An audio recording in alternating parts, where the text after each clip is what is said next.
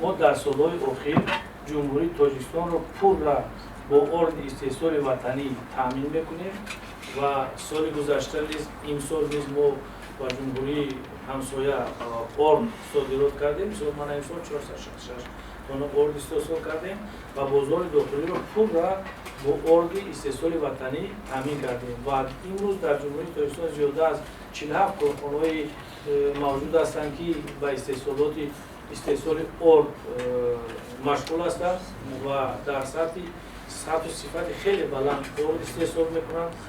شخصا من از کارخانه‌های انخور، فراوان، زیرنوای کمپانیا، از کارخانه شهر دوشنبه سالزاده مکالی دیدن کردیم اصول چطورن در سطح عالی صفت عالی استحصال میکنند و در این سمت یکان پرابلم نیست و اوید کارخانه‌ای که اوید با واردات گندم مشغول است دلخواه کارخانه میتواند وارد کند، لیکن طبق قرار حکومت جمهوری تاجیکستان که ما قبول کردیم باید کارخانه وارد کننده در دوام 6 ماه باید استحصال شد بر راه ماند. در حالتی که وای استحصال ارد بر راه نمیماند آن اندازی 18% رو میسپرند. در حالتی که ارد میتواند تا محصولات نهایی میبرد و فروش میبرد 10% انداز پیش بینی کرده شده است.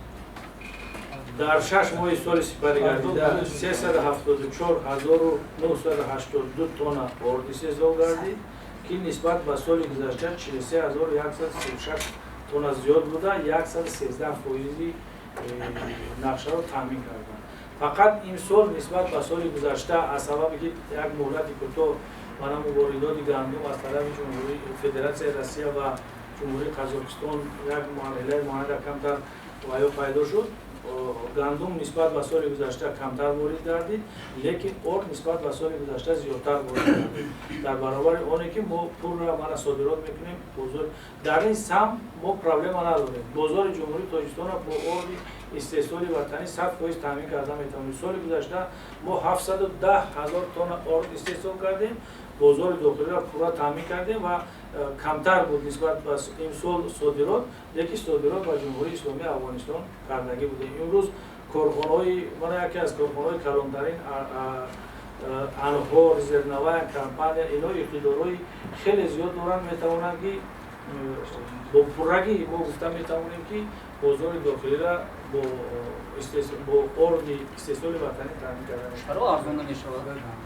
ارزون گرچنده که اینقدر استحصال بسیار شد سال یک بار من شما ژورنالیست هستید، یک بار همین بعضی امورهای همین کتابچه را من نگرفتم، امورهایی که در آسیای میانه هستند اسنگی میبراید یک بار دیدم در طور که خودی همین گندم در جمهوری قزاقستان یا که در فدراسیون روسیه چقدر مبلغ میستد و صادرات میشود و جمهوری تاجیکستان طریق نقلیات صادرات می شود. همه این از سببی که گندم وارداتی است، گندم قیمت است، از همین حساب نرخی ارد کمتر قیمتتر می شود. در حالتی که ما از طرف کشاورزان کشور اگر گندم پورا کارخانه‌های وطنی استحصال کرده تامین کرده شود، نرخ ارزان‌تر می شود.